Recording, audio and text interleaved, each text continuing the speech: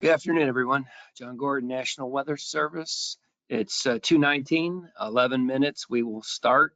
Brian Newdorf got the slides together. They should have been emailed. They're also on our webpage. If you go to weather.gov/Louisville/Lexington/Bowling Green, they'll be there. We'll see you in 11 minutes.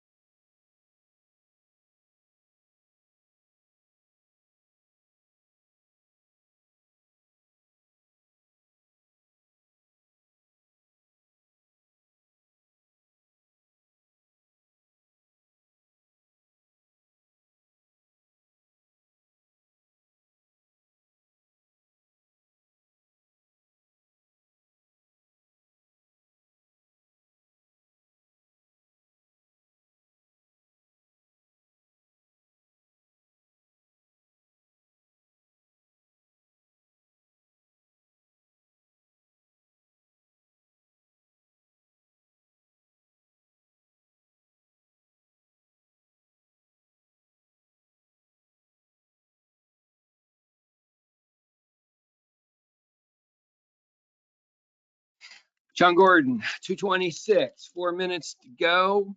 Got 114 people and more numbers are coming in. The slides were mailed out about an hour ago or so. And they're also on our webpage. So follow along on those briefing slides and we'll get right into this pretty strong event for Sunday.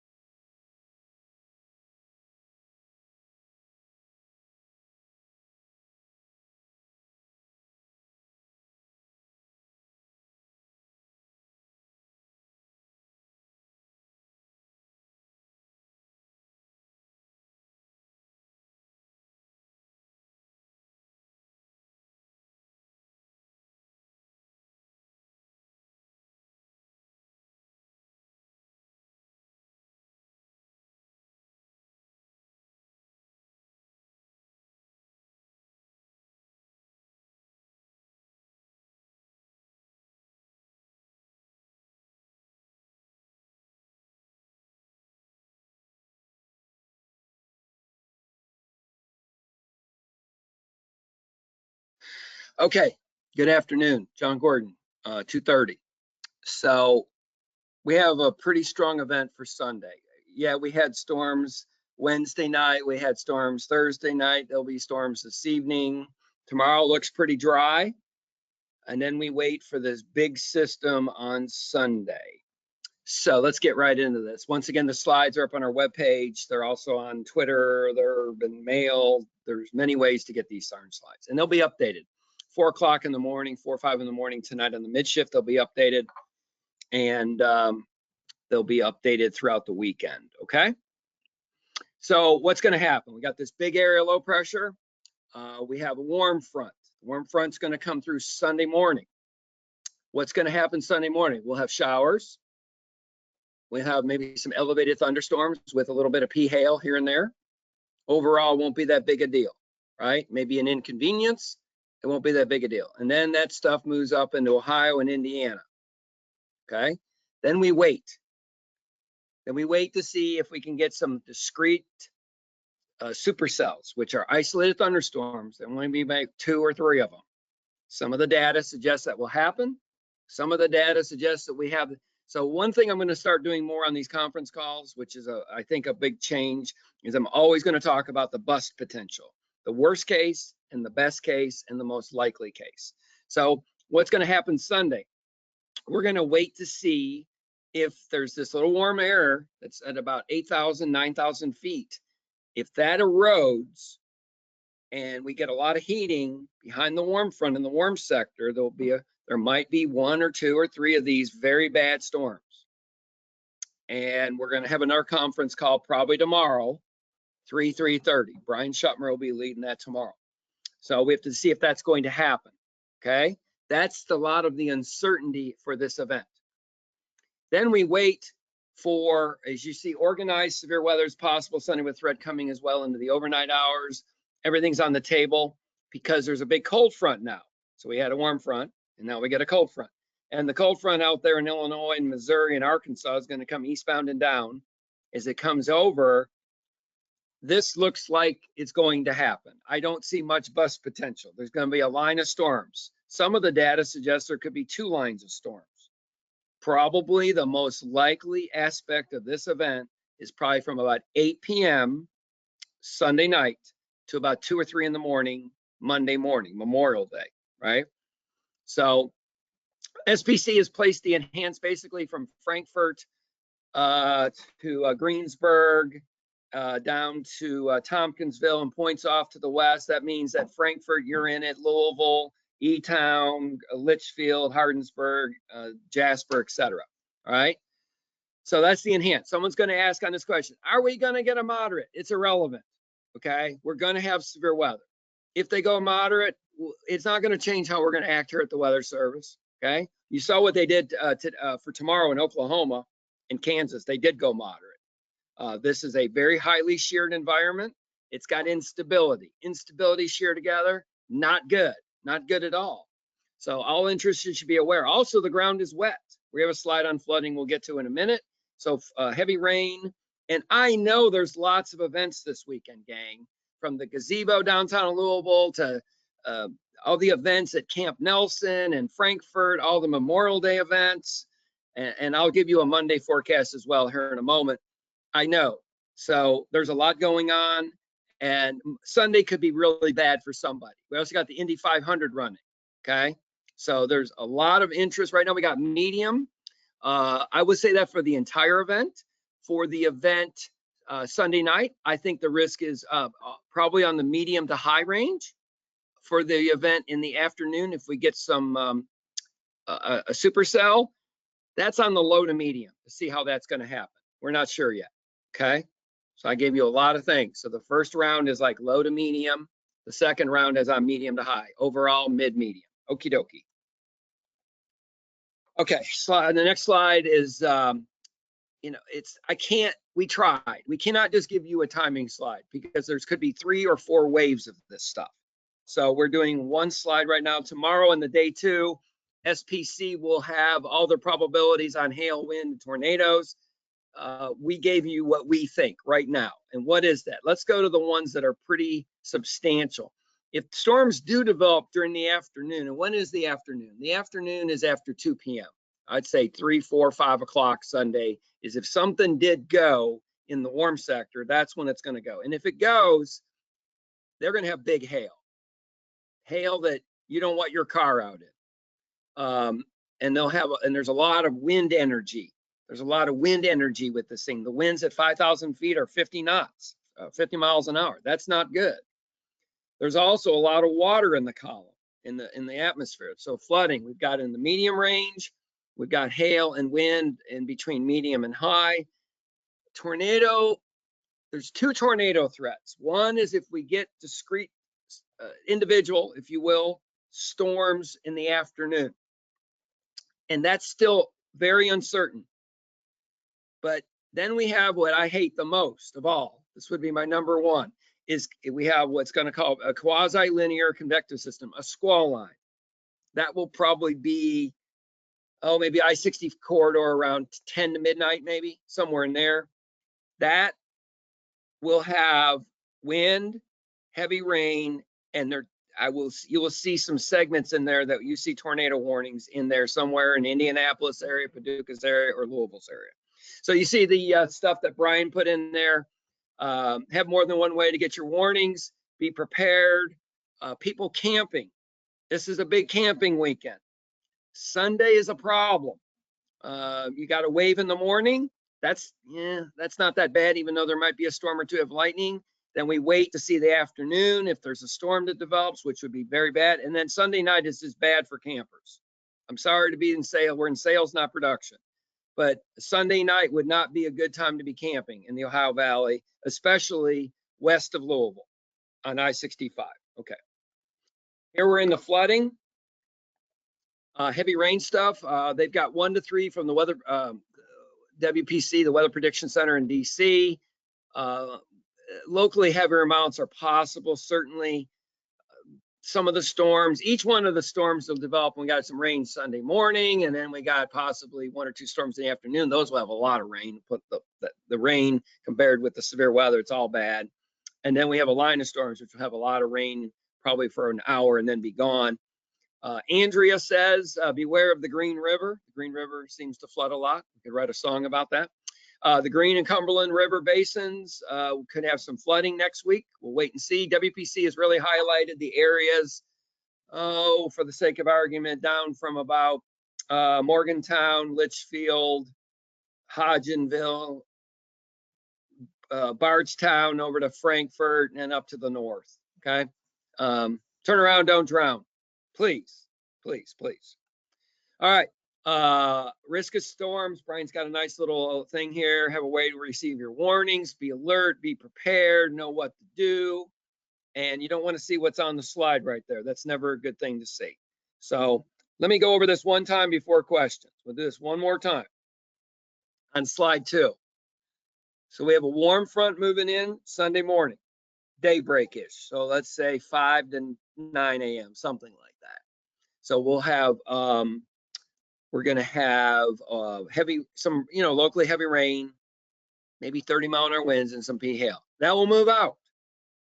And then we wait. We wait to see if the sun comes out. We wait to see if we can get rid of this little warm layer that's near 10,000 feet.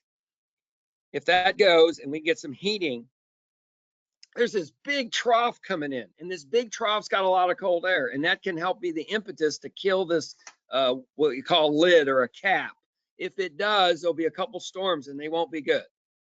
Trust me, you don't want to see storms in the afternoon, Sunday afternoon, 3, 4, 5, 6 o'clock. They will not be good. But we'll see if the cap can hold. So there's a bust potential there. Then we wait for the squall line. I don't think there is a bust potential on the squall line. The squall line is going to form out there in Illinois and Missouri and move eastbound and head towards us. So between 8 and about 2 or 3 in the morning, high confidence forecast for wind, heavy rain, and locally, and of course, lightning, and then some isolated tornadoes on the line. I think I've covered it all. Brian, do you have any questions you'd like to read? I can't tell if there's a graphic. No, we've already updated those 2 questions right now. One, if you're looking for a state graphic, I've put 2 versions in the handouts. And then the other one, somebody talked about audio feed, but they got that taken care of. So yeah, we are monitoring your questions. John can see them here. So if you down in the area where it says questions, if you have any additional questions, by all means, now's the time to put those in there. Okay. Yeah. You got a question. Just write it in there. I'll be glad to answer it. As you're thinking, once again, we're going to have a conference call tomorrow afternoon, either 3 or 3:30. Brian will lead this. Brian Schuttmer will lead this, and we'll have an update on this. But I'm telling you, Sunday looks very concerning. 2 different times. The one model that we look at, you always hear about people on TV, but one of the data that we look at shows potentially 1 or 2 supercells in the afternoon, and then a prefrontal line in the evening, and then the main line towards midnight. That's not a good scenario. So we're going to have a lot of bodies in here. I'll tell you this, I'll do as my plea. I've been doing this for 20 years. Please send in your reports. We plead and beg and scream. Tom last night was trying to get flooding reports all over the area, and it was very hard for him to discern if there was flooding or not. So please send in your reports. We'll do this again. We have any last word? Is there, somebody said no audio. Brian, can you not hear me? Oh, that's been taken care of. Okay. All right. So anyway, everyone have a good day. Let's hope for the best. And we got another question. Hold on. Anything for, oh yeah, Monday. I screwed up. Thank you. So Monday, yeah, we still got stuff behind the low. There'll probably be showers, maybe isolated thunder Monday, especially east of 65. The bluegrass area, I think the pops in there were 50 to 60%. Stuff in the 65 corridor to 127, I think we had 20 to 40 pops in there, chances of rain rather. So for events Sunday, Monday morning for the flags honoring our fallen soldiers, and remember that there could be some storms with lightning on Monday. So, all right, that's it. Thank you all. Everyone have a good day. We'll see you tomorrow about this, a little bit about this time. All right, have a good day.